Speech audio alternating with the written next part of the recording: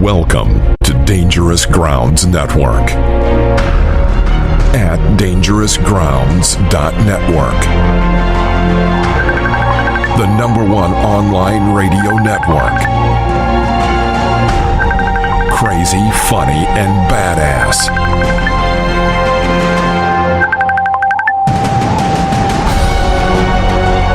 The world's best music.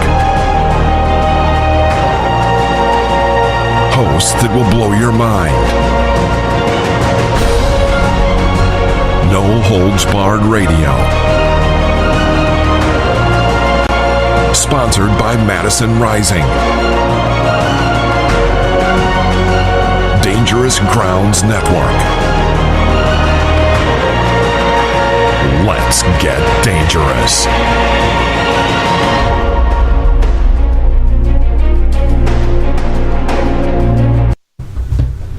This is Sam from Madison Rising, and you're listening to Dangerous Grounds Network. This is Rio of Madison Rising, and you're listening to Dangerous Grounds Network. Hey, you want a freedom boner or what? Listen now. What's up? This is AJ from Madison Rising, and you're listening to Dangerous Grounds Network. And if you don't have a freedom boner right now, fuck you.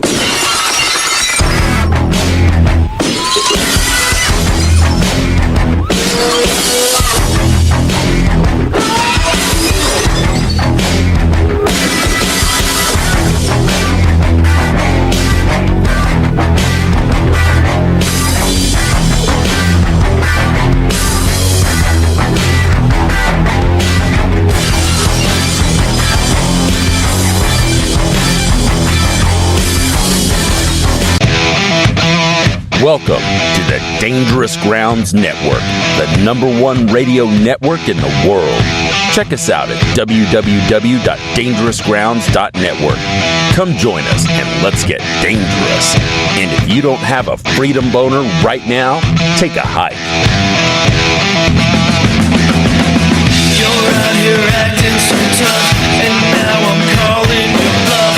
Black hoods in the faces. We'll take it out to the streets. That's where we can meet. You bring your sticks, I'll bring gauges. Just don't know what you've been asking for. This means a war.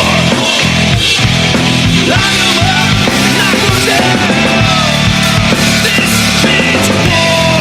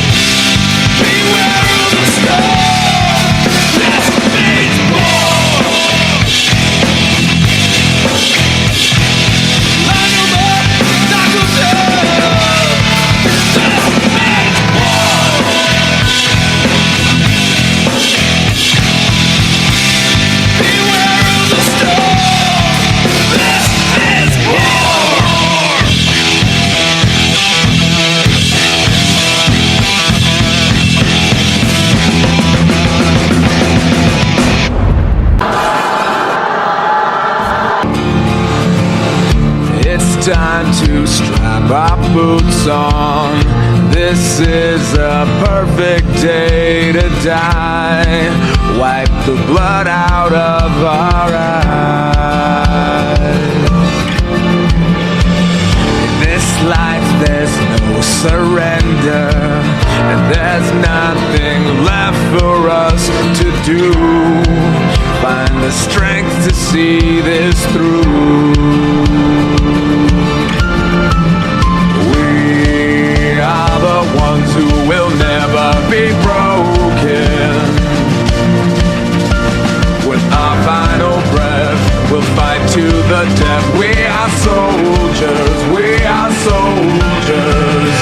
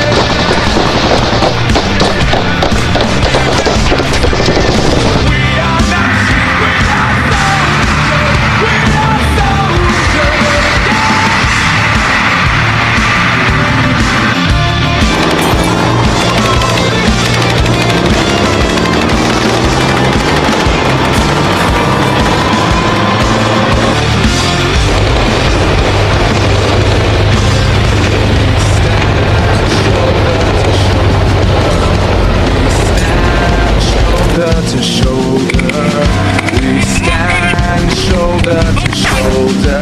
You can raise us, but just have to face us. We stand shoulder to shoulder. We stand shoulder to shoulder. We stand shoulder to shoulder. You can raise us, but just have to face us.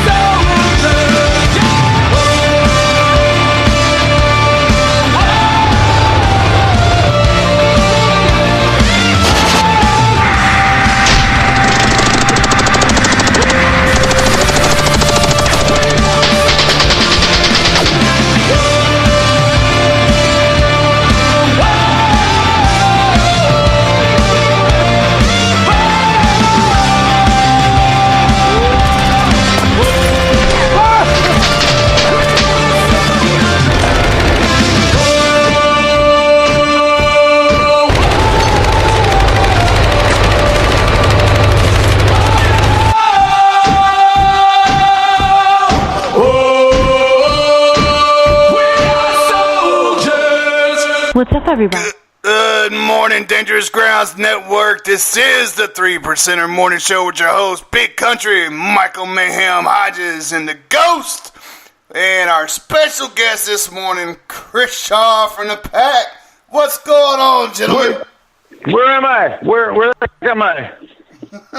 Where are you guys? Well, who the hell is this telling me this time of day?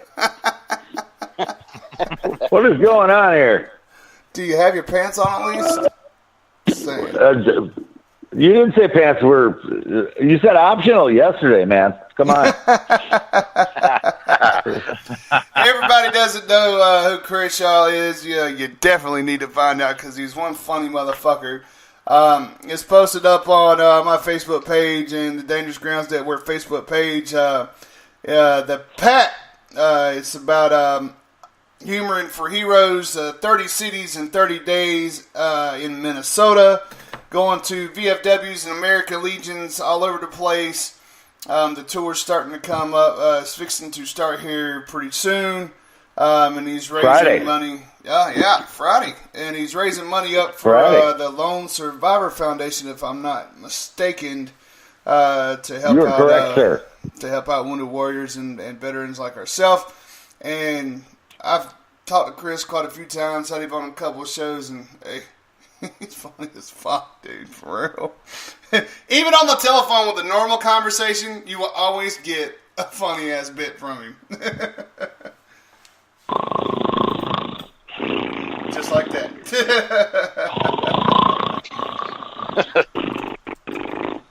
Wake up, Chris. What? Wake up. You guys, I've only. I don't get up this early usually, guys. I tell you what, man. For comedians, there's only one 7 o'clock, and And that's at noon. yeah, I've only seen the Today Show once, and it was at a party. So, Chris, tell us a little bit about what you got going on with this tour.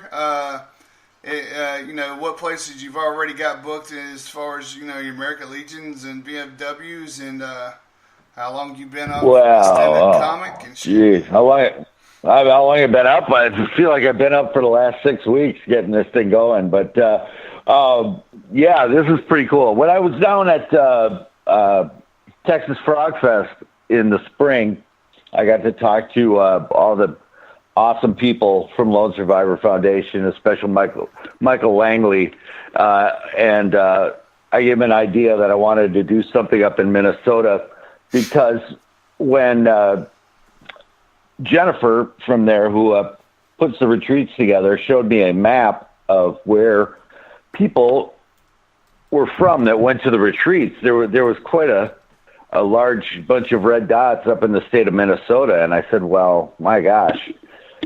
Before I had spoken to him about a year and a half ago about it through something I saw online, I hadn't known anything about it. So it's good that some people from Minnesota had a chance to go down to those retreats, but I wanted to raise a little bit of awareness about just the work they were doing down there in Texas and the other retreats, and now with the upcoming retreat being built. That's all exciting stuff, but I didn't know enough people that knew about it. So I thought, well, it's one thing to just talk about it in Minneapolis, but Minnesota is one of those kind of states that is just really veteran-centric, very heavy on supporting veterans. And I always say you can't swing a dead cat in that state without hitting a VFW or American Legion. So I thought, well, why don't we do some comedy tours and do some shows and raise some money for that? Well, when I got back to town, a buddy of mine, he was already cooking up this idea about myself and the 3 other comics. If you guys have the poster, I sent it to you on the Skype line there. But about doing this kind of new version of the Rat Pack. So I said, well, that's kind of the perfect thing for VFWs and American Legions. So why don't we take that out to a bunch of places and do it? And I said, well, let's put a little meat to this tour here, and we'll run it for 30 days in a row right up to Veterans Day, and we'll do it in 30 different cities across the state, and we'll do one show a night, just hop on a bus, and we will just travel and hope not to kill each other from having 4 comics in a bus together. Now, I can imagine that, it would be like, are you being serious right now, or are you fucking with me? I know, because nobody. I had a girlfriend once, and she was sitting at a table. We went to Denny's after a show, and she goes, "I didn't know when people were serious, because every time a comic starts to tell you a story, you think it's probably a bit." But we're like, "Hey, I was at the mall the other day," and everybody's like, "Yeah." I'm going, no, really. I was just at the fucking mall. I was getting shoes, man. It's no joke. Wow, that you're right. That sucks. Yeah. Well, it wasn't supposed to be funny, man. I was getting shoes. Okay, I was at the mall. No, don't say that. So comedians don't go to malls, do they? Oh, once you see a group of stores all. Once you see a big group of stores all together, you've seen them all anyway.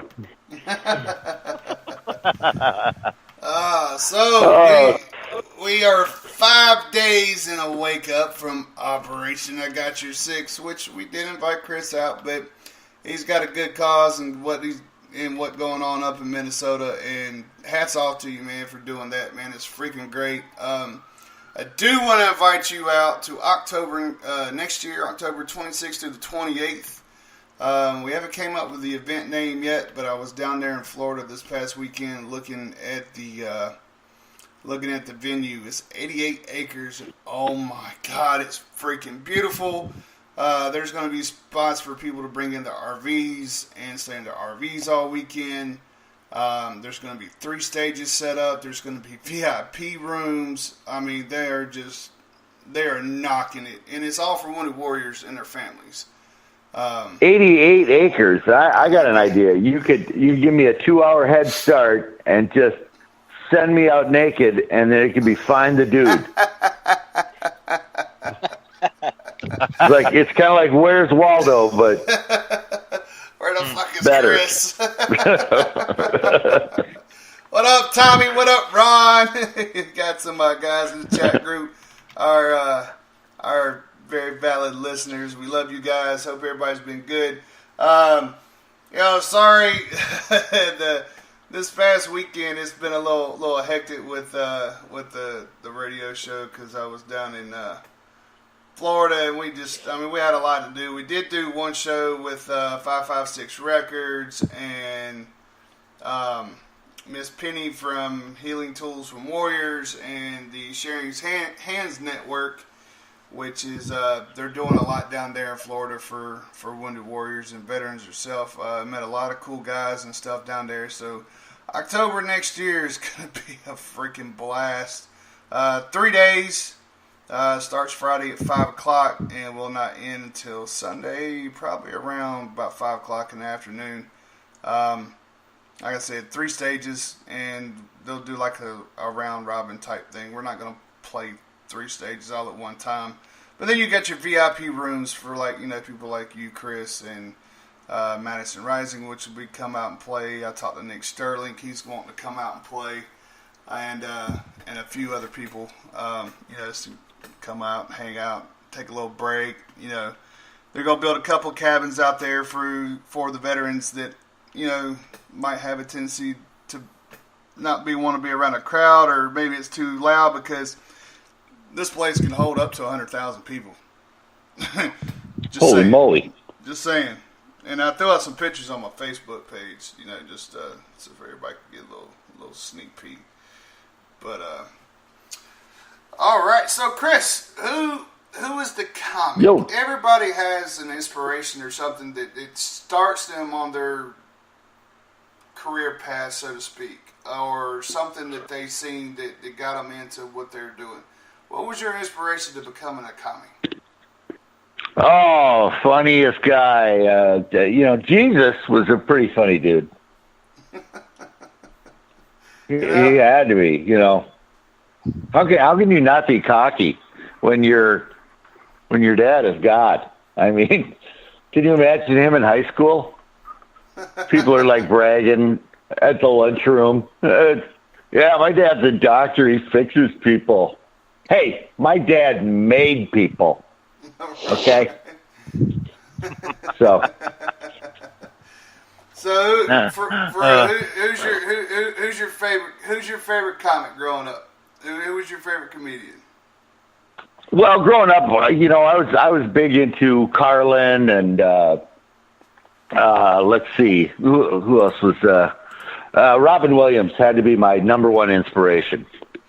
Oh, man, what fun! Because I love the frenetic, physical, throw your whole self into characters and changing it up constantly, and the whole thing about taking people down one road and have them think they know where you're going and then send them in a different direction. But, I'd have to say my dad, too, because he was the kind of guy who was like, right from the when I first started remembering, he would play silly, tricks like, all right, you kids wait here and I'm going to go hide. And then it was like, 7-8 years later. And I said, hey, you didn't come back. He goes, oh, yeah, I forgot I had kids. Oh, that's right. I hid good. So he was pretty funny guy. Well, we'll start the morning. Wow, that was dark. Okay, yeah. We'll start the morning off with a little bit of Robin Williams. Here goes a little bit that we all love to hear. Personally, myself. Here is Robin Williams as the American flag. Oh yeah, oh yeah.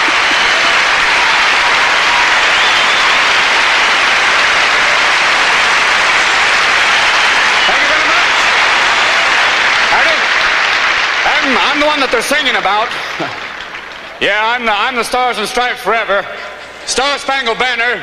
You can call me Old Glory, but let's just keep it simple. Just call me Flag. Oh, say, can you see? Okay. A little flag humor. Well, you probably don't recognize me. You say, who is that, Evel Knievel? No way. Yeah, you see, you can't recognize me because I'm in my birthday suit, yes. I'm wearing the original 13 here. Yeah. I remember Miss Betsy sitting there going, oh, this could be the start of something big. Whoa. Oh, Tom, don't be a pain. Yes. I was born June 14th, 1777. That makes me a Gemini.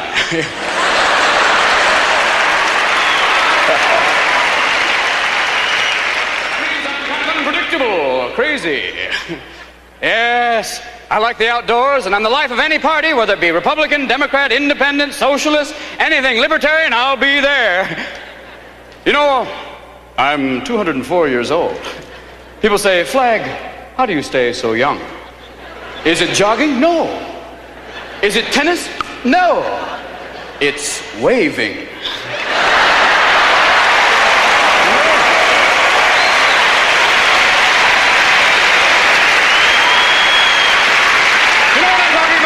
We're talking about billowing, furling, and unfurling. Richard Simmons, eat your heart out. Yeah, but it hasn't always been easy for me, though. I had a tough puberty. Yeah, war, famine, invasion. And 1861, I had a little skin problem that broke out into 34 stars. But now, well, little patience, and look what we got now. Look at this. Hold on here. Ha-ha! Ha-ha! Everybody's on here. Look at this. Alaska. Hawaii. Yeah, we got your Tennessee. How are you doing today? Here's Vermont. You can't get there from here. Oh, and there's California. For sure, totally. Yes,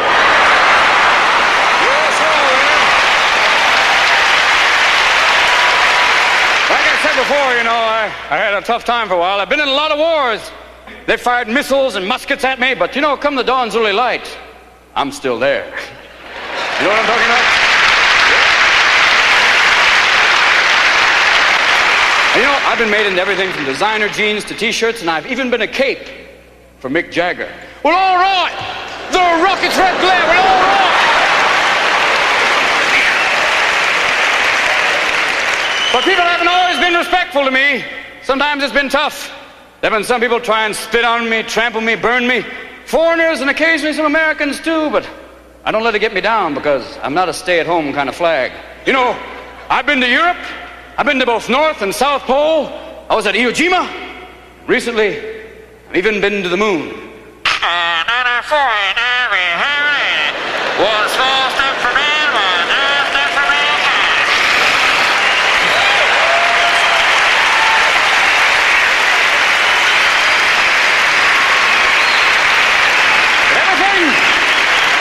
You see me in all sorts of different postures. When I'm like this, that means everything is okay. When I'm upside down, well, put on your Mae West and hit the deck. But when I'm like this, well, that's not my favorite position because, well, that's half-mast. I don't mean to bum you out. I didn't come here to depress you. But I got to tell you something honestly. I haven't been getting out much lately. I guess it's not very chic to put up the flag anymore, you know. Muffin and I have a flag, but we haven't found it for very long. Hey, but look at it this way. Don't look at it as saluting me. Look at it as saluting yourselves. You know, hey, I'm just a flag, a symbol. You're the people. If I may say so from here, long may you wave.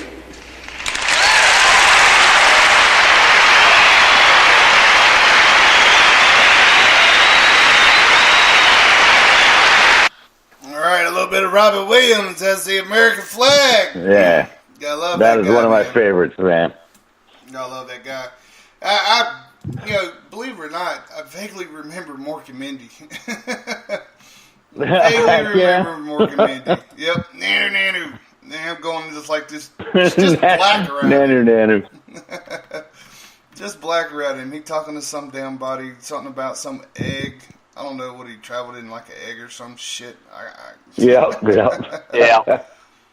But he was freaking hilarious, man. So, oh man.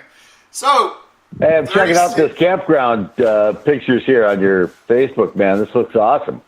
Oh yeah, man. It's great, man. They're still doing some developing and stuff, which is cool. I mean, which we understand they have to, but you know, they got all the power out there in the world. They were waiting me to come down because I'm one of the main event coordinators. Noah from 556 Records is going to be helping me out. That's somebody I want to plug in. If you're a veteran and you want to try to throw down some tunes, he'll put you down for free. He helps veterans come out with songs, mixes, masters, and whatnot. You know, he's a really cool stand-up guy. He's going to be helping me out with some of the event entertainment, should I say. And we're going to have some bouncy houses and stuff out there for the kids. We are going to have a 500-foot long by 100-foot wide slip and slide, which they thought it was funny as hell. They're like, that's not for the kids, that's for you. I was like, how in the hell am I going to go down that thing? Because I sure the hell ain't taking a running head start, and I don't know if a chair fast enough that you could push and me just fall out of. And we need a lot of dogs, by the way. So we figure something out. But, you know, there's going to be all kinds of stuff. You know, Four Seas Barbecue is going to be out there cooking. We got plans for bonfires at nighttime for, you know, people to get around. And I'm not talking about a little fire. I'm talking about 2-3 stories high of a bonfire. I told them to go ahead and start gathering up wood, pallets, you know, shit that they could now. And we got a little over a year to plan this sucker, man. Noah was kidding around, was wanting to call it Big Country's Jamboree, and I was like, man, nah, dude.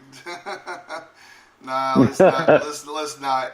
And a couple of the guys was wanting to name it after an organization. I was like, nah. I was like, we need to come up with something original, so that way we can make shirts and whatnot for the organizations and stuff. All nonprofits that helps veterans, all companies that help veterans are welcome to come out and set up. So that way these guys can see you face to face. We'll be coming up with a little package type deal. Say Chris, you and your guys want to come out. There's 4 of you, so we'll send you a little package. It's got 4 shirts for the event and stuff like that. So that way, if you want to, on Saturday, Nice. wear your shirts around, stuff like that. And you know, we're going off their budget. I don't have to spend none of my money, which is really, really, really admirable of them. So, and with us this morning, you've already heard Michael Mayhem. He has Patriot Pride OTR on Wednesday nights at 9. And we got the Ghost, who is one of our new co-hosts. Guys, y'all got any questions for the funny man, Chris Shaw? Bring it at me, man. Come on. Well, yeah, I do have a question. There's a lot of funny people out there, but they don't know how to get started. What's one of the ways that you got started being a comedian that could, you know, help all the other people that say, hey, you know, I've been told I'm funny, but I just don't know where to start. Sure. Well, you know, it's easier depending on where you live. The thing that was great for me in Minneapolis and New York, there's always open mic stages. There's always places to go, and even if you're starting out with 3 minutes or 5 minutes, it's just getting up as often as you possibly can, and getting that chunk of time really solid. You know, even if it's 3 minutes about your bathroom habits or whatever it is. You know, just getting a solid chunk of time down, and then moving on and getting your next 5 minutes tight. But it's really just getting on stage as much as you can, because you know it's not always going to work. Different audiences, and you want to get in front of as many different types of audiences as you can. I went to, I love this term, urban. I went to some urban clubs, which means the black people got to see the dude, and they were like, "Oh, did that guy hit his head or something like that? What happened to that guy?" and I tried all my material that I wasn't sure would work in that kind of scenario. So, and then I tried the opposite of what I thought urban audiences would want. And then I went up to northern Minnesota and I did my city material for them and see what of that flies and what of it doesn't, you know, and they're like, well, I think he's making fun of us. Well, yeah, of course I was. You got that. Okay, good. But yeah, it's just the two biggest things: getting up as often as you can and writing as much as you can, even if it's terrible. Just because the more you write, the more you want to write better than what you just wrote. So. Yeah, and that's one thing with comedians. Whenever I was stationed on Fort Riley, they would actually have a comic night every Saturday night, and some of them we actually got to meet. You know what the hardest thing is to do with you guys? Is to know if you're really being serious or if you're fucking with us. And we would be sitting there, and we was talking to one guy one night, and he was just nailing on my height. He's like, "Good God, you fucking jolly gay giant motherfucker!" And I'm like, "Yeah, I usually get called pretty tall." And, you know, we sitting there just trying to bullshit, and I'm like, "Damn, is this dude fucking? Is he like trying to be funny, or is he being serious?" But I mean, you know, we know nothing's took out of context, nothing's took personal. But y'all are. I mean, y'all. I met some crazy ass comics in my life. I met Pauly Shore back in 1998 at the Comedy House Theater there in Columbia, South Carolina. Love Pauly Shore as an actor, but he's a dick. Yeah. I was running the kitchen there, which we set about 400 to 500 people, but we let them all in at one time, so you can imagine the orders that are coming in, ding, ding, ding, ding, ding. Well, before the show, before they open up the doors, I go in there and talk to the headliners, and I always ask them, "Is there anything special you'd like?" and I got want nothing from this fucking rat hole. I don't even want to be here right now. I was like, are you fucking with me? Or are you just being funny? He goes, no, I'm being dead damn serious. So I was like, then when the fuck you here? It's like, is your movies gone downhill? I was like, shit, man. I thought he was, I loved his fucking movies. I loved him as a comedian, but that kind of shot it for me. Just like... Yeah, I never understood the people who get into this. Even early on, man, I remember one time driving 14 hours just to do a 5-minute guest set for somebody to see if they would let me work with their booking agency. And I was still just, even though I was dead tired, I was still damn glad to be doing it as a job, even though I was broke, to be able to write out the first time on my taxes, what's your occupation? And I put entertainer, comedian, and I was like, get out of here, man. This is awesome. Although, what's your taxable income? Negative $43,000. Yeah, okay. That's okay, though, because you got the right comedian on there. Awesome. So what about the rest of the pack, man? Where's everybody from? How'd you guys meet up? How'd y'all actually come together? We all known each other for good 25 plus years. All met in the Minneapolis comedy scene, and we all currently live there still. Rob Benton, actually, he and I moved from New York City when I was in high school.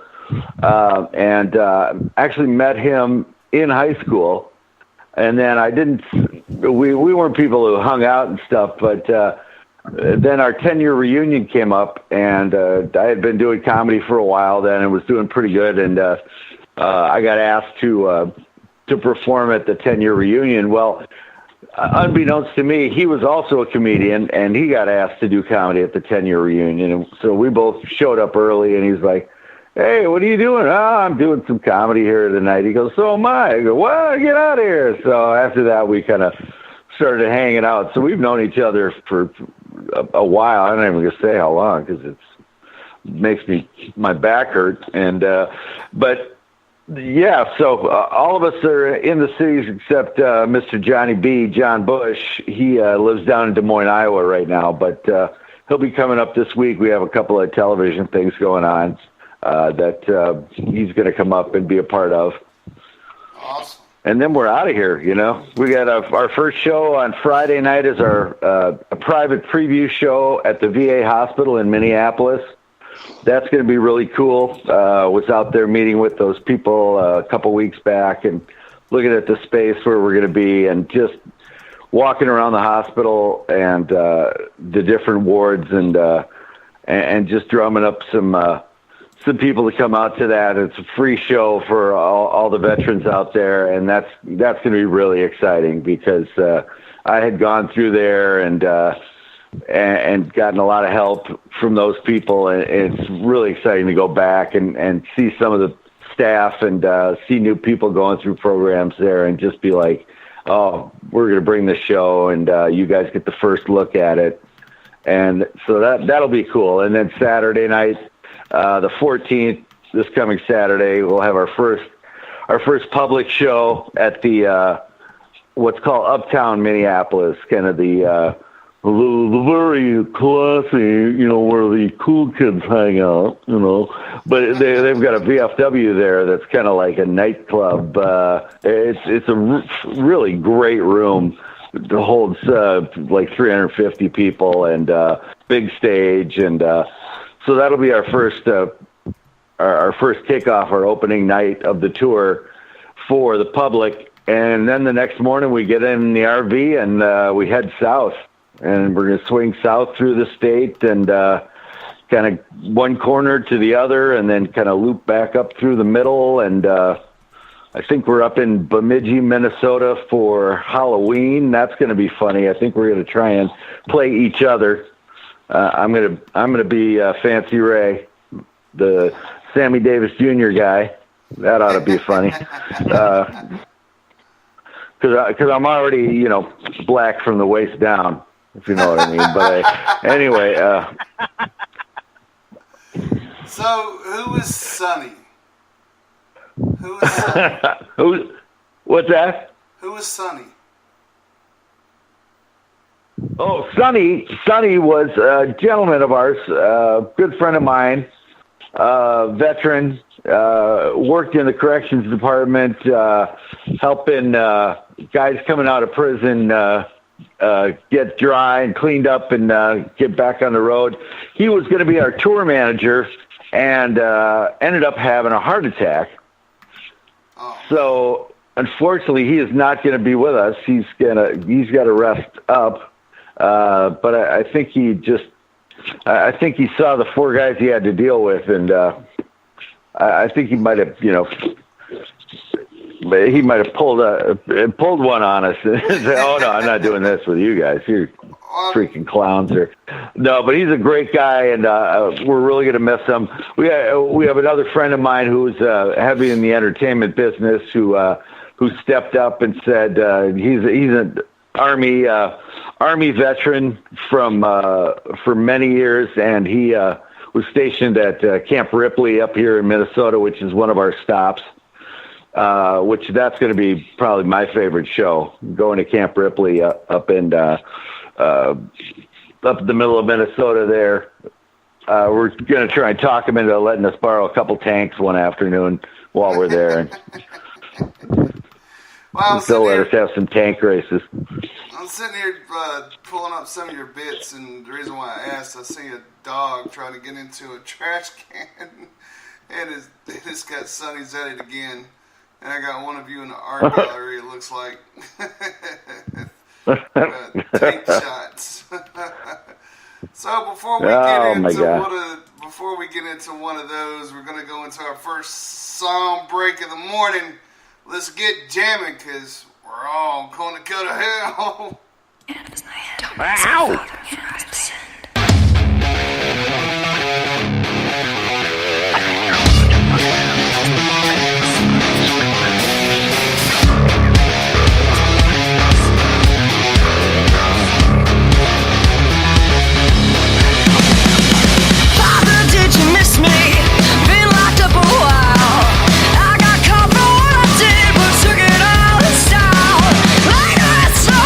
Fashions, I get way back when.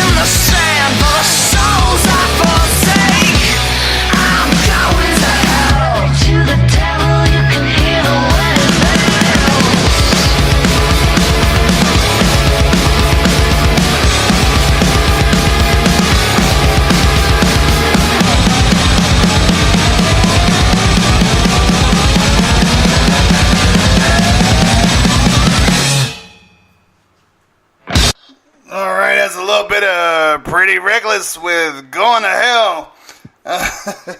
Love that song. I always love that tune, man. I play air ukulele to it.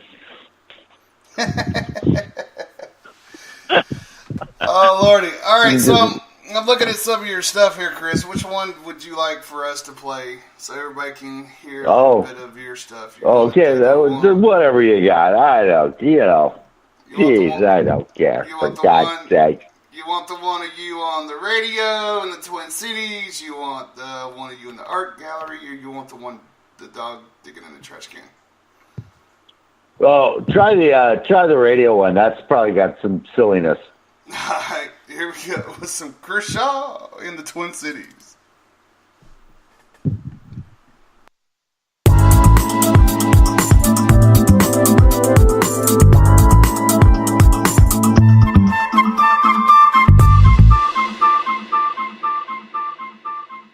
Three, two, one. Turn up your sound, folks. Hey, Internet friends, this is Magic Brad with Synergy Cafe and the Synergy Collaborative, and I've got my friend Chris Shaw on the line. Chris Shaw, are you there? Hello. Good morning. How are you guys?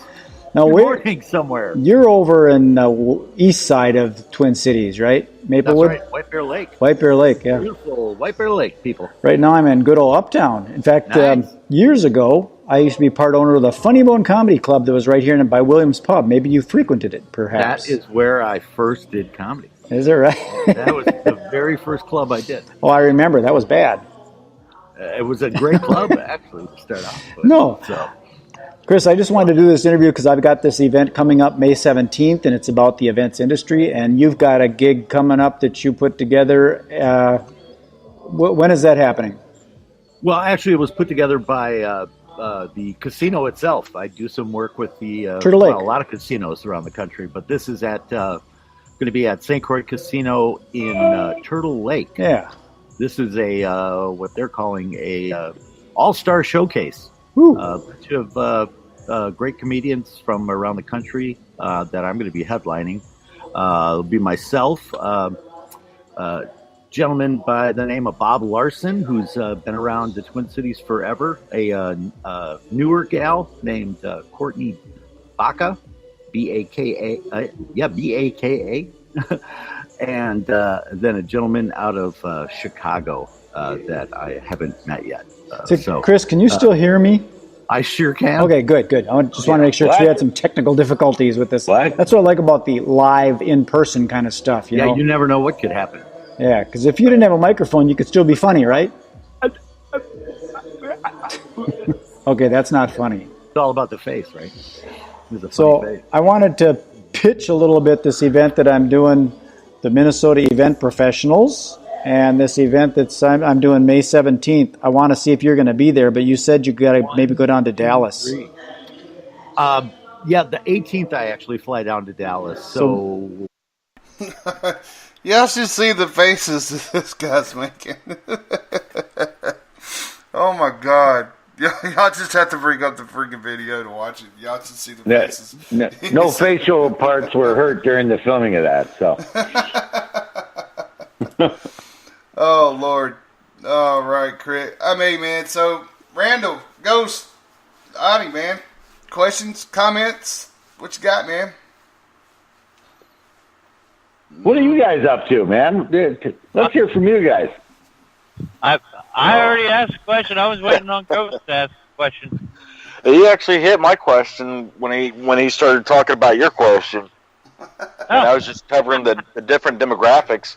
You know, how do you basically start splitting people's sides open in between the different demographics? And he explained that very well. Well, and the thing that makes people really last in this industry, this is my 30th year of doing this, is being able to write material that you can do 1 week in Miami Beach, Florida, and the next week in Winnipeg, Canada, and still have both audiences, understand and get. And really the only way you can do that is have it be real about you. You gotta come from your point of view and the things that are about you, not necessarily like this is what my childhood was and that, but just your you guys understand when I say your voice, your own voice. I mean, there are a lot of different comedians who talk about the same subjects,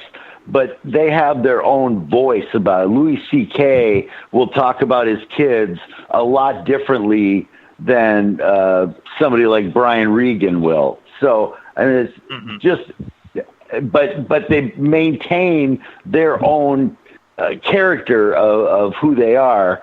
And, it's not something that could be copied by anybody else, Somebody might take the words and try and do that joke, but it's not going to come out. It's like me playing that last song on a ukulele, It's not going to be the same. It might be the same words and the same chords, but it isn't going to be that song at all. And people are going to go, wow, why wasn't that funny? It should have been, but it's because if somebody tries to do somebody else's material that's really about them, it doesn't fly. That's why the safest way to keep your material from getting copped, which is a big problem in the game, but the best way to keep it is to really write in your own voice and have stuff that is just so you that nobody else would do it. Then part of the character that I do, the dude, is just he's just got such a weird ass perspective on shit that I think a lot of people go, oh man, I see that all the time. I've never thought of it that way. Like I was at the mall the other day. You spend a lot of time in the mall, don't you? I was in that Target store. You guys have Target down there? Yeah, sure do. Mm-hmm. Well, there's a problem, I think, in this country of people putting up signs for just any old thing they want to, And they had this sign on this display, and it said, "Throw pillows, $10."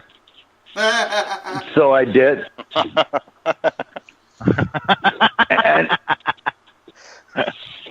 And I think what they meant to say was, throw pillows and then pick them up when you're done, and if you break anything, you're going to pay for it. And after all that's finished, you're not even going to get $10. But that's not what they wrote. They just wrote throw pillows, $10. So I got in a little trouble. Yeah, that would be something funny to do, to walk into Walmart one day. Especially me, having in my wheelchair kind of... Get rich scheme. Yeah.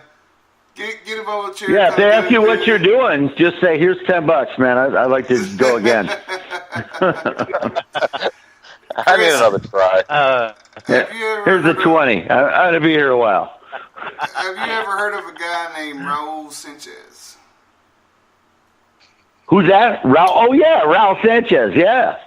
Very funny guy. Young guy out of Texas, but, man, writes some hilarious stuff. Oh, yes. Oh, yeah. I've been kind of looking into seems like a lot of veterans are coming out of the military and hitting the comic scene. And he's one of them that's kind of hit it on the nose. We played a little bit of him. Well, I tell you what, you know Jamie Neely Burton, don't you? That sounds awfully familiar. Well, you should. She's on your friends list for one thing, big dude.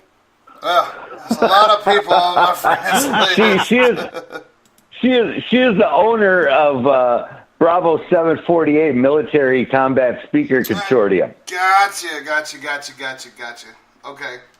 And when I came down to Texas to go to Frog Fest, we were trying to put together a show the night before Frog Fest, and it was going to be her partner. Well, not like life partner or anything like that, but her partner in crime and work, who's just a hilarious dude. He's so funny. I I'm blanking on his name right now. I will tell you in a second, but it was going to be Raul Sanchez, myself, and she's going to kill me if she's listening, but I can't think of his name. So I'm scrolling through her page. Oh, here he is. Of course, it's Bobby Henlin. You guys know him. Oh yeah. Bobby Henline. Oh yeah. He's on his Run Like You're on Fire tour right now. So. I met Bobby down at Fort Sam Houston. Oh, he is very funny. But both those guys, yeah, I mean that's a couple of funny motherfuckers, man.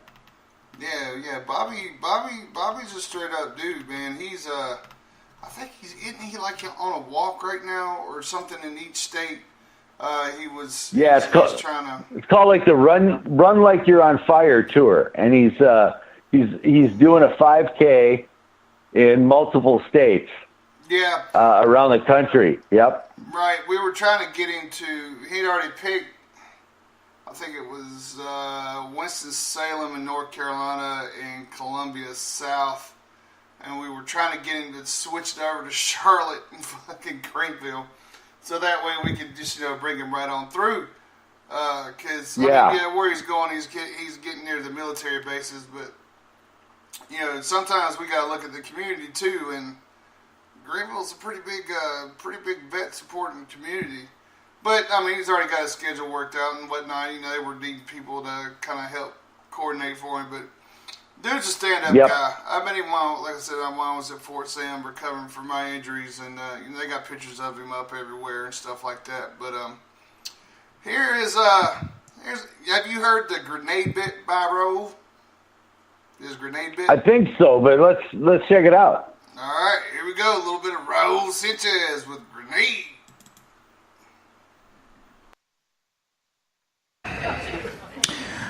I was in the Army for 4 years, and I know nobody believes me when I say it.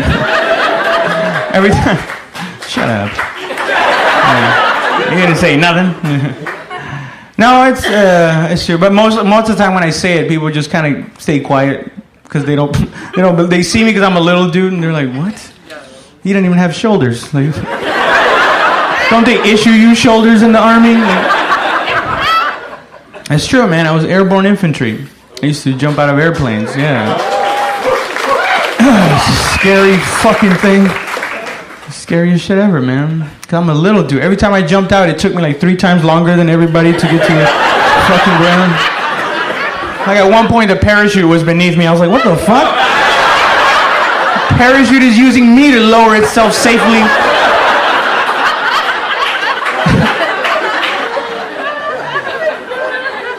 But it was true, man. I always had to deal with that shit, being a small dude in the Army, Like, we used to do this thing called the buddy carry, right?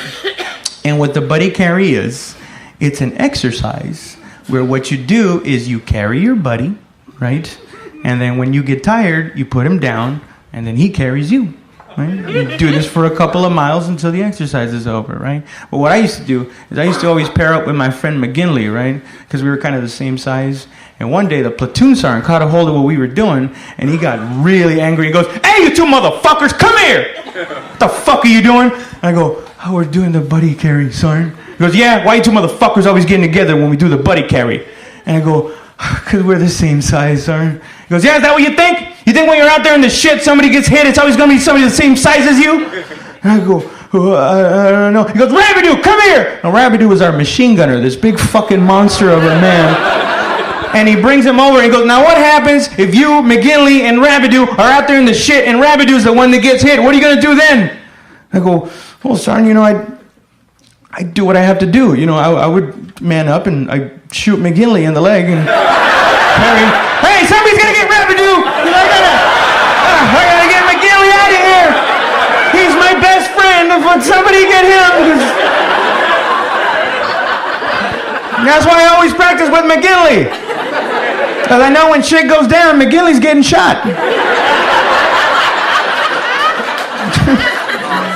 He got so mad at me, he made me carry Rabidoo for the rest of the exercise, which looked fucking ridiculous because of how big he was and how little I was, Like every time I carried him, it looked like an ant carrying a big piece of Dorito.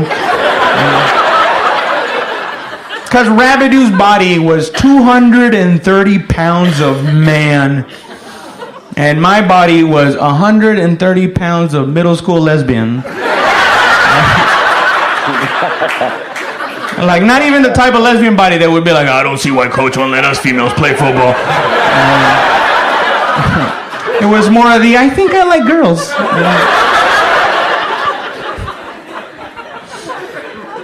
But he was right, though, and I'll tell you this story before I get out of here, man. He was right, because we went to Iraq one time, and we got in a firefight, right? We got in a gunfight, right? And what happened was we pushed the enemy up against the Euphrates River, right? But we were in a palm grove, so there was a lot of palm trees, a lot of brush, and we couldn't really see anything. And we're ducked down there, and the bullets are flying back and forth, right? And all of a sudden, I hear somebody calling me to throw a grenade. And they're like, Sergeant Sanchez, throw a grenade! As soon as he said that, I was like, you throw a grenade. The bullets are up here. That's why we're all down here, man. And he's like, just throw a grenade! And I was like, are you sure? Because there's a lot of trees, man. That shit could bounce back and hit us. And he goes, just throw the fucking grenade. And I was like, God damn it. So I grabbed the grenade, right, and I pulled the pin, and then I get up on a knee, and I chuck it as hard as I can, and then I get down for the explosion, and all I hear is, and then somebody yells at me, like, damn it, Sanchez, you threw it too far and landed in the fucking river. And I was like, well, don't yell at me. Like, we're on the same team. Like, don't focus on the negative shit, you know. At least now we know they're not in the fucking river, you know. But I think the reason I threw it so hard was because I was overcompensating, you know. Because when I was in high school, I was in the baseball team for 2 days. Because that's how long it took me to find out that I threw like a bitch. So it was no surprise to me when I got to basic training and all the drill sergeants were yelling at me. They're like, damn it, Sanchez, why can't you throw a grenade? It's just like throwing a baseball. I was like, I know, it's fucking difficult. Plus, it's heavy, man. It's made out of metal. I didn't know it was made out of metal. It's like, of course it's made out of metal. It's supposed to kill people. I was like, well, you can catch more flies with honey, drill sergeant. Yeah, I thought, wouldn't that be great if that's how a grenade actually worked, right? Like you throw a grenade, a bunch of honey goes everywhere. And it actually works, right? Like the enemy's like, well, I want to keep fighting, but I'm so sticky. My neck keeps doing the thing where it sticks to your shoulder. I'm gonna go wash off in the river, you know. They're like, oh, don't go in the river. They're throwing grenades in the river. That's how they get you. It's honey grenade, river grenade. That's Dude, I think after a while the enemy started knowing when it was me throwing the grenade every time it landed short. Because they started doing that little league thing. All right, everybody, bring it in. Guys, thank you so much. That's my time. Alright, that's a little bit of Raul Sanchez with grenade. That is hilarious. Bring it in. He's a fucking hoot, oh man. my God, I love it. He's a hoot. I watch some of his early stuff. He gets better and better as time goes on. You know, it's like you were saying, you know, you gotta write your own stuff and try to keep it original. You don't want to piggyback off of somebody's other crap or anything like that. Yeah, well, and that's what he knows. I mean, you know, that's what makes it real for him. Right. As he takes his own life experiences in the military, and I could actually, by looking at the guy, I could actually see him trying to throw a grenade because he is a little skinny, you know, short nothing. You know, I mean, you know, and being able to make fun of yourself when he says that line about he's the other guy is huge and he was a 14-year-old high school lesbian or whatever he said. That's I mean. 130 that's being able to look at yourself and say, all right, I realize I'm not a big dude. How can I make this to my advantage? And exactly. That's kind of like my character. I mean, I'm not a pretty man, so I make myself even uglier by getting a little freaky look in there. heard of But unagi? Of who? Unagi. No thanks, I don't drink. Thanks. It's not a drink. It's a piece of sushi. 2 glasses over here. Well, it's a little early, isn't it? We'll get into that in just a second. We gotta go and play a little spot from our sponsors, and we'll be right back. Welcome to the Dangerous Grounds Network. Hey guys and gals, why don't you take your dick beaters off the video games in your phone and listen to the Dangerous Grounds Network? We play whatever you want over here, baby. This is the Dangerous Grounds Network. Let's get dangerous. You don't have to be lonely. Veterans are Lonely.com. This is Sam from Madison Rising, and you're listening to Dangerous Grounds Network. Branded Warriors Inc., the original tattoo therapy program in America. Big Country and his band of warriors will take care of all America's heroes, with one drop of ink at a time. Go to bwitattoos.org to fill out your application and send it to bwitattoos@yahoo.com. Then the power of the ink and BWI will heal your mind. Black Rose Tattoo Shop. Veteran Rand and Branded Warriors preferred tattoo shop. BlackRoseTattoo.com. All your tattoo needs. This is Rio of Madison Rising, and you're listening to Dangerous Grounds Network. Hey, you want a freedom boner or what? Listen now. What's up? This is AJ from Madison Rising, and you're listening to Dangerous Grounds Network. And we're going to put a little bit of freedom all up in you. Alright, this is our word from our sponsors. So it looks like Pence maybe, I don't know if this is just something they threw up there, but it looks like Pence may be running for president in 2025. Oh, Lord. I don't know. I think that might just be something somebody just kind of threw up. I don't know. Who knows? Alright, so, you know, Ron C. turned me on to this guy. His name's DC Benny. I'm pretty sure you've heard of him, right? Preacher? No, DC Benny. J.C. Penney. Yeah, I love that store. Yeah, I did too. Especially when my grandpa used to work there and he stocked shells. They don't sell pants there. They sell trousers. And we all know that you don't like, wearing pants and stuff, I am not a fan of the pants. I'll tell you that right now. Oh shit. So my co-host, what's going on, guys? What's happening with you guys this morning? Y'all being off. How are they getting away with being so quiet, man? I think they went back to sleep. I don't know. I know Audie's an 18-wheeler. He driver. He's all over the road. Where are you at, Audie? Where are you at this morning? Little Rock, Arkansas. Oh. Right there by the house. Where's your destination for the day? My destination,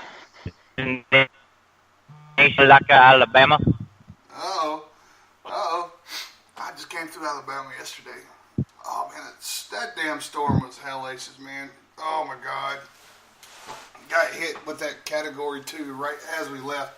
I was trying to leave the night. I was trying to leave Saturday night, but they wouldn't let me. And I was like, no, you just let the storm pass.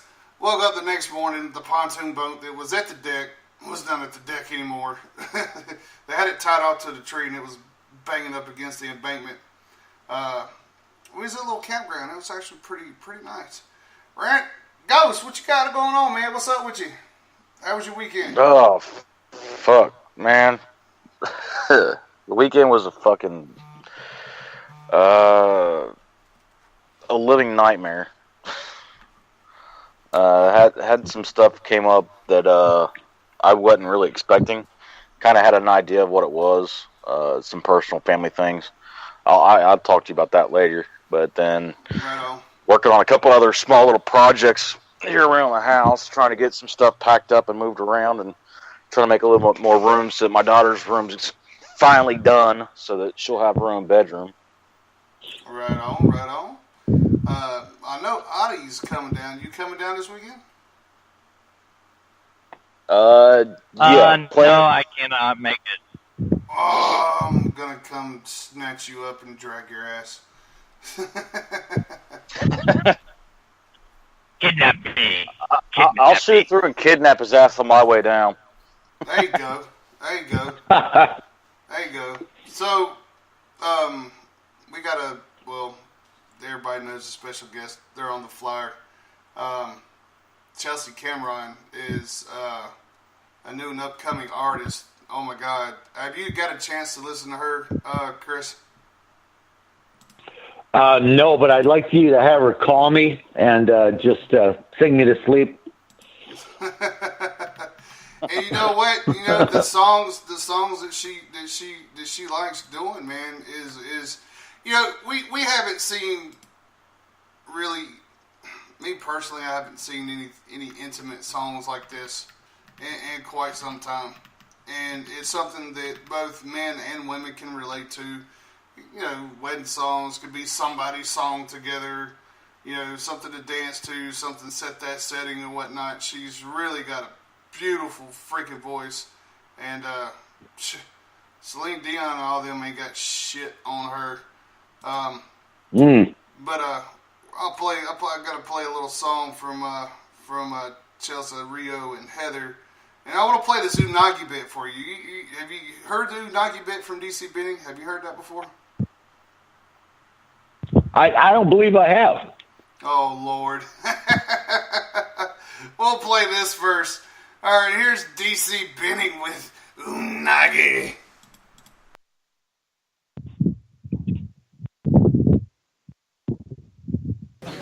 But you got to work on the sex life. You got to work on it. My wife was like, we got to do some new stuff. So I started getting some literature. Anybody ever do that? You get the literature.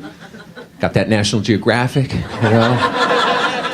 They had a big article about Japan and the sushi there, and this eel unagi is supposed to make your dick hard for like 3 days. And they had these pictures of these Japanese guys walking around like unagi, unagi good, you know. One guy had like 30 kids. I make all those one night. Power unagi.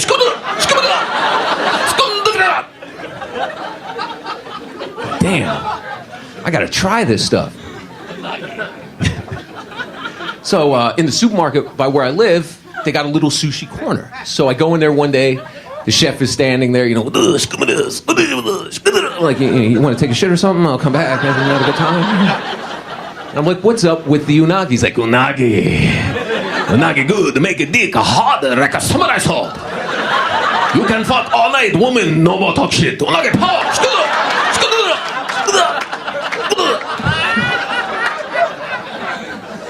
I'm like, well, how much unagi do you need? He's like, 1 unagi, these are good power. 2 unagi, a lot of power. So I'm like, give me 20 unagis in the bag right now. I go home, I eat them all. I have a beer, I pass out. I wake up like a couple hours later, I'm like, you know how you have beer and you fall asleep, you gotta pee really bad right when you wake up, so I go to pee, but my dick is like, bam, it's over here. I'm trying to bend it down, the eyes blinking, I'm wrestling with it, I got the power, you know, knocking over shampoo and conditioner, you know. My wife calls, she's like, hey, what's going on? Like, power for you tonight, and no more talk shit, and I hung up the phone. I was ready, but the dick wouldn't go down. So I'm like, man, I gotta take the edge off this thing. So I threw in my favorite porn. It has the scene of the 2 girls with the one guy. I don't see much of the guy, and you know, and I'm getting into it. My favorite scene, nugget power, nugget power. You know, I got the power grip on. You know, I got the hunch in the back, in the shoulder, the vein popping out of the head, sweating. You know, knees starting to twitch. Half hour goes by, nothing's happening. I'm working it. You know, I got the dick in one hand, the remote in the other. You know. So focused on the TV, I don't hear my wife get home early from work. She opens up the bedroom door. She's like, what's going on? I'm like, power of you in bed now. Let's come on. Hop on it. Potty time. So we start hitting it. Unagi power. You know, another half hour goes by. She looks back at me. She's like, look, I don't know what's going on with you. You don't look good. You're sweating. You know, got purple blotches all over your face. Your eyes twitching. You know, talking like a troll. yourself in the bathroom mirror. So I kind of waddle over to the bathroom mirror, look at myself. I got all these blotches all over me. I'm sweating. All of a sudden, my stomach hurts really bad. I'm like, oh. She's like, we better get you to the emergency room. You probably got food poisoning. So now I got to find pants to fit over the power, you know. Try on different stuff. Nothing works, you know. Finally, I got some Daisy Dukes. Looks like I'm smuggling a handgun, you know. Hail a cab, like, Reeds, you know. We get down to the emergency room. There are people with gunshot wounds. I have a dick that won't go away, you know. How do you explain that? So he's like, what exactly happened? I'm like, unagi. He's like, what? A power. It's like, excuse me, you have a pretty mouth.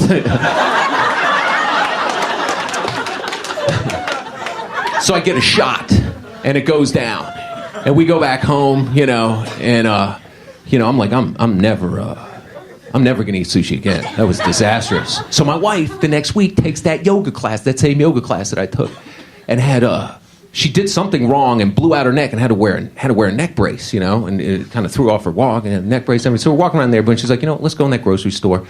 I'm like, you know what? I don't want to go in there. After what happened, it scarred me emotionally. You know, that guy's in there. He's gonna you know. She's like, no, I've been in there since he got fired, so don't worry about it. So we walk in. He's there. He sees her in the neck brace limping. He's like, a power! Unagi! No more talk shit.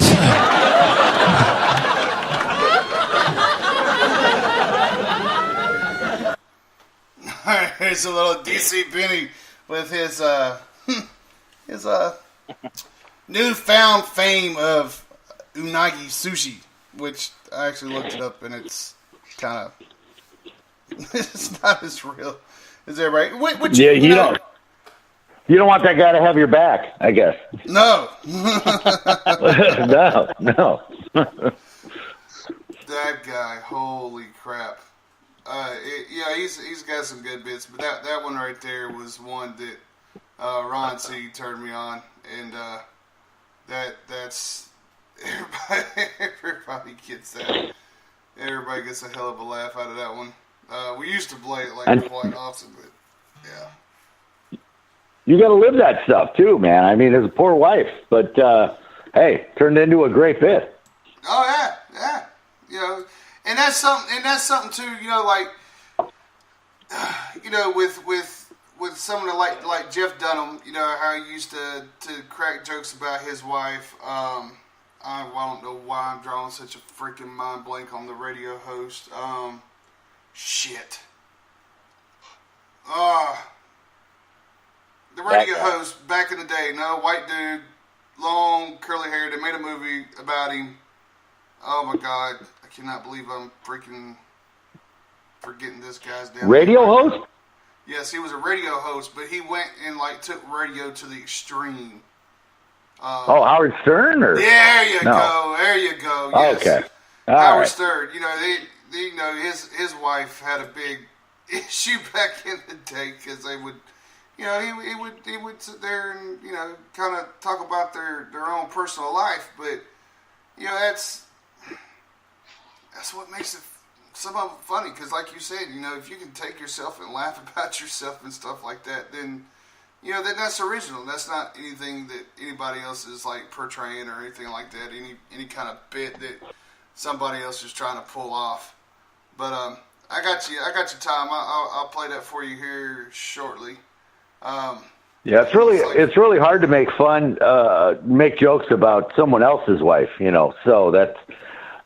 You really have to stick close to home. You know, there's usually enough humor in your own marriage while it lasts. And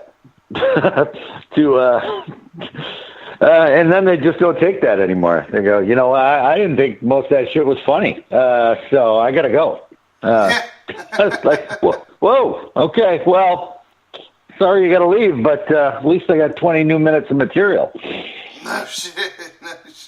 All right. I got half my shit's gone, but yeah, that was worth it.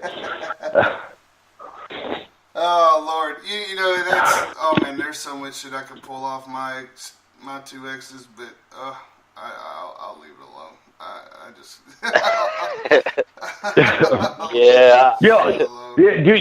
I see you're a single guy now, Brian. Yeah, I've been single for a while. I've been looking through your friends list on Facebook.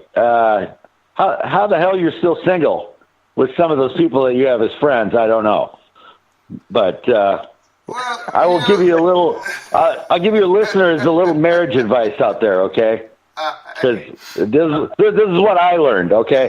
that you get to keep things fresh. You know, you got to always be learning something new in a relationship, okay? You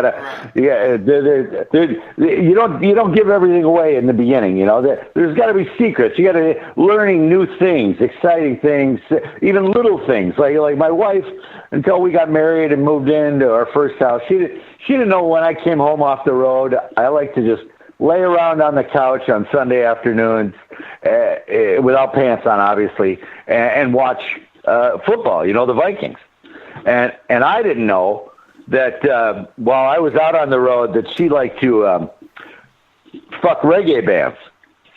So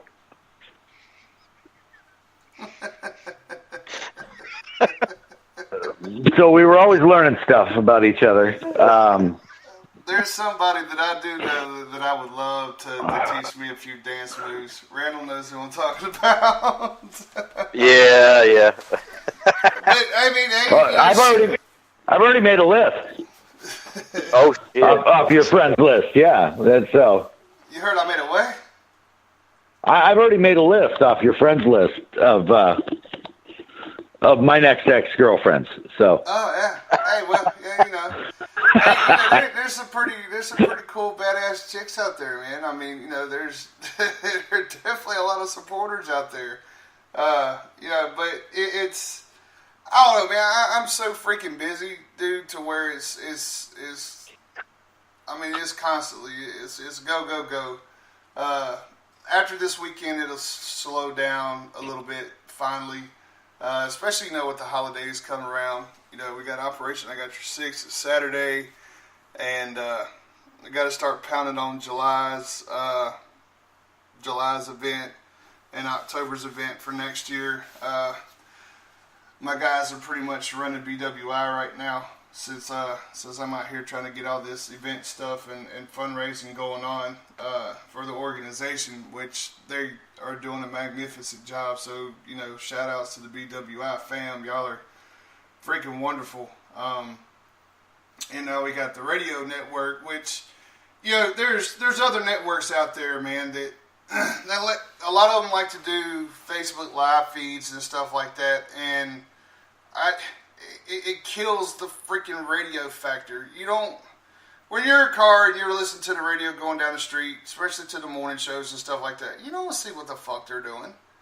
All you hearing is your picture and you're using your imagination of what is it they're actually doing. What, you know, whenever they do their bits and comedy bits or whatnot inside the studios, whenever they're making fun of each other, or they got somebody dressed up as a chicken walking down the street. You know, well, the one I listen to, I can actually go 5 minutes down the road and actually see him walking down the street as a chicken. But, you know, we've got quite a few compliments that, you know, we say things that other people are scared to say. You know, oh yeah, that's right. Come out, they will come the hell out. We leave our pants. We leave our pants on the bedroom floor. Damn it. Adi done a show a couple weeks ago on Hillary Clinton, and I thought it was a part of his bit. No shit, but they cut his ass off halfway through. Halfway through the show, they cut him off. But we got him restarted back up, and he finished it out. But there's a lot of educational shows during the week. During the weekend, we have our compound and shit like that, to where we just getting down nitty gritty, funny, to the point where you definitely don't want your kids to listen. Oh no. Yeah. Although today's show is brought to you by the number 4 and the letter W. All right, so I'm gonna play this song for you. This song is called Chandelier. It's by Chelsea Rio, who's the lead singer of Madison Rising, and Heather plays the piano. We've been putting a little bit about her. She will be here Saturday to sing a few songs, but this is something new, and it's popping really, really big. So y'all enjoy. Give it a couple of seconds. It'll going through the titles. Here we go.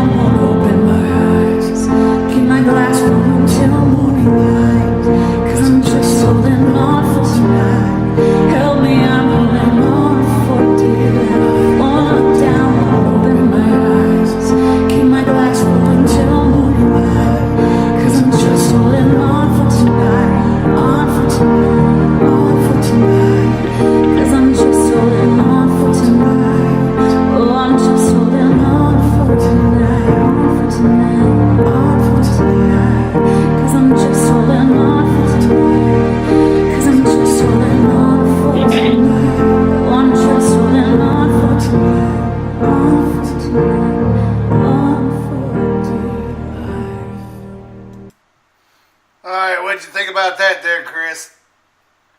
It made me cry. I have tissues out right now. Hey, it will make some people tear up, dude. It's no orgy song, but I'll tell you that right now. No, didn't I play the orgy song for you that one night on a Sunday? No, you didn't. Oh, I'll send you a tape of it here. Maybe you play a little bit of that. It's touching. All right, yeah. So you threw a little bit in here. Peak Entertainment added a new video. So I guess we should take a look at this, huh? Yeah, I haven't watched it yet, so he just sent that to me. Oh, really? All right. Well. Yeah, so let's learn it together. All right, let's learn it. No.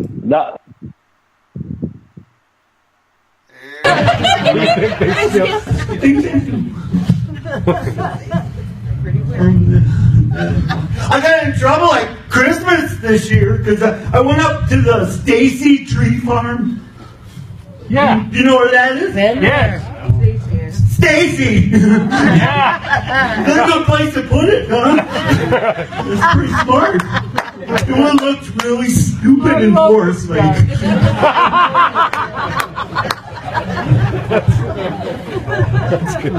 Do you know what a tree farm is? Yeah. That's where they have the baby trees, and they give them water and sunshine, and love them, and they grow them up to big trees, and then they kill them so you can put them in your house. Merry fucking Christmas. Whoa, okay. Merry fucking Christmas. I think I'm going to send that out to my family as a little Christmas card this year. Oh, Lord. And that was your, that was you out there. Dude, I can't wait to see you in person, man. I wish I could have made it out to Frog Fest, but, you know, things come That was up. the character, wasn't it? Yeah, that's, yeah, he's a little off the wall. Just a little bit. You know, the rest of that bit, because remember I was telling you about signs, especially Minnesota. So I always, or the character, the dude always gets confused by signs. And it just, I read too much into stuff, you know. Like at the tree farm, they had a sign. They don't do the dirty work about cutting the trees, you know. They have a sign that says, "You cut Christmas trees." Right. You know, you cut them, right? And then underneath that, it had a smaller sign that said, "All trees, $25." So I was like, wow, man, that's, so like 2 hours later, I was really tired. You know, that's something I haven't got to do. And they wouldn't even give me the money. So. Randall, y'all go out and cut your own trees for Christmas. Y'all go out there and do that with the fam. Heck yeah! Oh yeah. I wanted to do that, but the wife said no. We're gonna go ahead and get a prefab tree, so that's what we got. There you go. Yeah, I used to do when I take the kids when they were younger. We used to go drive, you know, like an hour, and then you know as they got older, they didn't want to go so much. So we'd find a place that was only like 20 minutes away and stuff. And it was like last year, I just went over into the neighbor's yard and just like I'm not even getting in the car this year. That's ridiculous. That's something I haven't done in a while. I have to say, I think Kansas was the best experience of going and cutting down our own Christmas tree. You know, a little bit of snow on the ground. That was my first white Christmas. You know, Kansas had a lot of good memories, but that's, you know, where the career pretty much came to a halt. But you know, it's been a hell of a ride since then. But yeah, I mean, there's nothing like, man, going out there and getting your own tree with the fam. You know, let the kids run around, pick out the tree, cut it, strap it, and there's nothing like that smell when you walk into the house, man. I don't know, there's something about it. Thinking about putting one up this year. I don't know. I can't do the prefab ones though. Yeah, that's just something that, my grandparents on both sides of my family was like, we're not having no damn fake tree. And everybody else is like, why do you always got to go out here and get a tree? Where do, blah, blah, blah, blah. Because they'd always make the adults go out there and grab the tree for them. Now they're our grandparents. Come on. We're not going to send the old people out to cut the tree down. Shit. Yeah, that's what I missed about Minnesota when I was living out in LA is that, it's just not the same having a Christmas palm tree. I bet. So, how was LA? Seem you're doing pretty good with all the smog and stuff they got out there, and how, polluted the area is. Doesn't seem like it messes with the brain too much. It's one earthquake away from being an island. Yeah. And I'm actually wondering what would happen if California actually did break loose from the states. Would it actually sink, or would it still be there? Oh, it'll just float out by Hawaii, and then they'll battle it out. All right, so we got a request from the chat room. We're gonna play this. Then we're in our last 15 minutes. We'll go into final thoughts and then head out with a jammer. And so here you go, Tommy Gunn. Here's your Rage Against the Machine. Nice.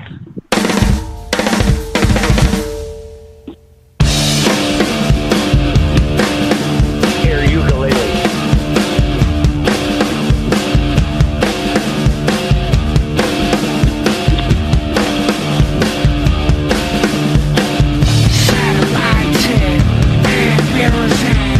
In a van without a home, with a horse and a rider and a clever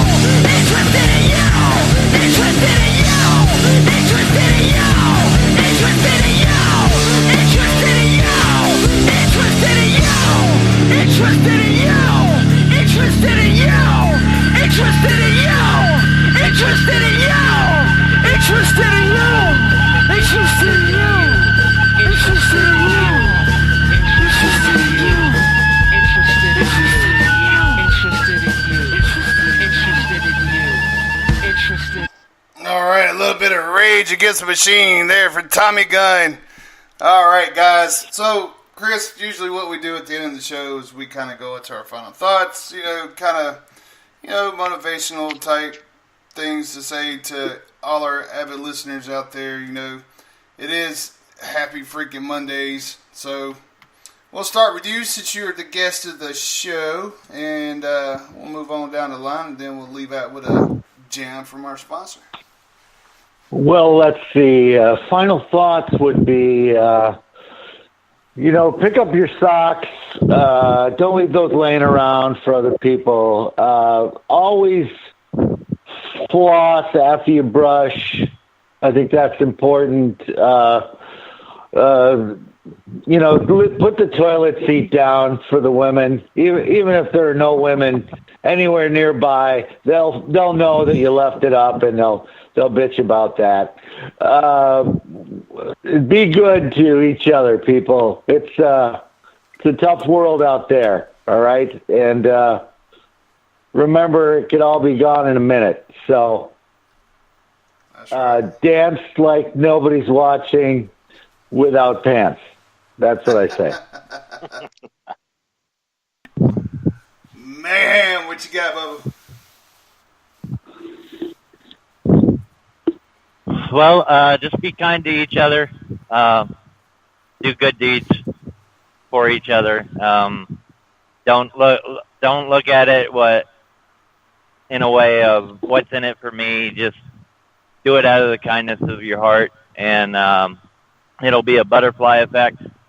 If you don't know what that is, it's a flapping of a butterfly's wing could create a tsunami across the world. So what that's saying is just a ripple effect. Somebody's going to see you doing a good thing, and they're going to want to do a good thing, and then that person sees them doing a good thing. They want to do a good thing. So, and remember, we're all Americans. Love has no labels.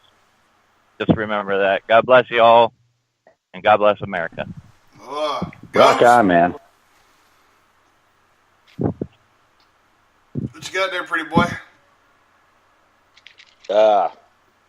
Love each other, respect each other, look out for each other, take care of each other. Do right by yourself. Do take care of, whatever issues you may have first. Then spread the love. Be badass and keep driving on. Yeah. And that's pretty. Now everybody kind of hits it on the button. Make sure remember only you can change you. People can give you advice and lead you in the right direction and give you the tools to help you change things that you may want to change in your life. But when it comes down to it, you got to want to change yourself. And there's a lot of positivity, a lot of positive things going on, a lot of people trying to help people out. And just like Mike Mayhem said, it's rippling. The ripple effect has started, and it's going to keep going. And all this left side liberal shit that's going on, as you see, ain't really nobody talking about it no more. Because you know what? It doesn't freaking matter. What matters is we take care of us, take care of our own, take care of this great country that we live in. Because just like Mr. Shaw said, you never know when it's not going to be here anymore. So live every day to your fullest. Love everybody that you can. Go thank your tattoo artist. Go give them a big ass hug. Laugh your ass off. Dance with no pants on, like Chris said. And Chris, we appreciate you coming on the 3% Morning Show with us, man. Good luck on your tour. Keep us thank you. If I could just give a quick plug, man, check it out if you want to know where we're going to be. If you know anybody up in the Minnesota area, it's just facebook.com/ThatPackTour2017. That Pack Tour 2017. That's right. There you go. And if y'all want to, y'all can go on the Dangerous Grounds Facebook page. We put the flyer up on there. Just in case anybody's curious about it that is up in Minnesota, which we know a few people up there. I might have to give them a buzz and tell them to come by. Come check you out, man. And, hey, God bless everybody. On up. God bless. Happy Columbus Day, everybody. That's right. Happy Columbus Day. Hey, y'all stay free, stay America, stay red, white, and blue. And let's get dangerous.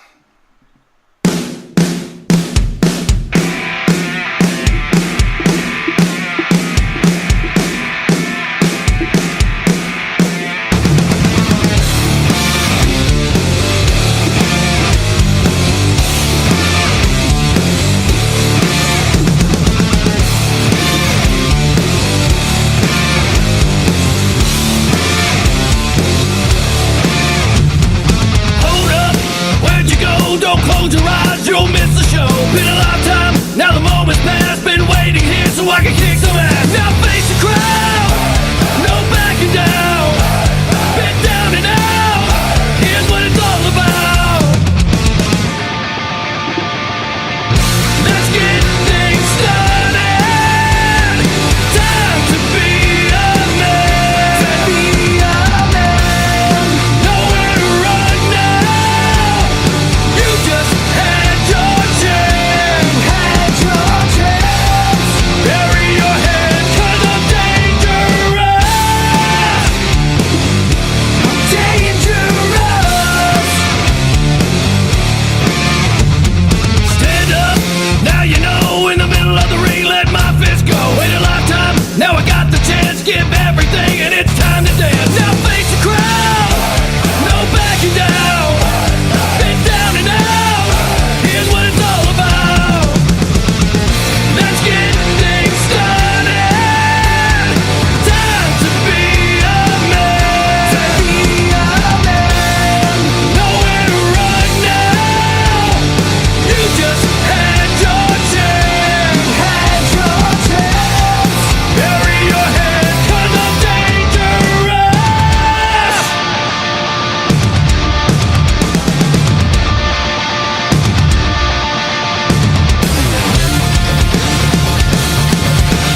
Jump in the fray. Today's the day that you go down, down, down. Let's get things started.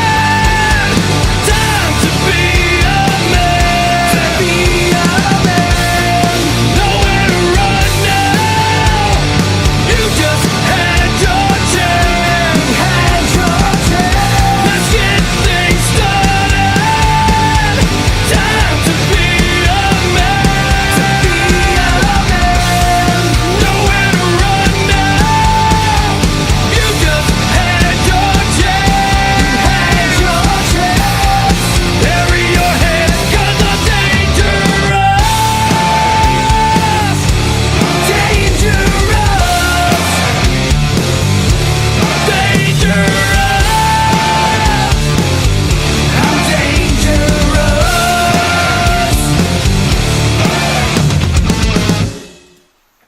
All right, a little bit of Dangerous from Madison Rising, the official song of the Dangerous Grounds Network. Hey, we appreciate all the listeners this morning. Thank you, Chris, for coming on. We hope y'all have great success with your tour. We'll keep spreading that out for you there, brother. And from everybody in the Dangerous Grounds Network fans, hey, we appreciate y'all. Love y'all to death. God bless. Take care. And we are out of here.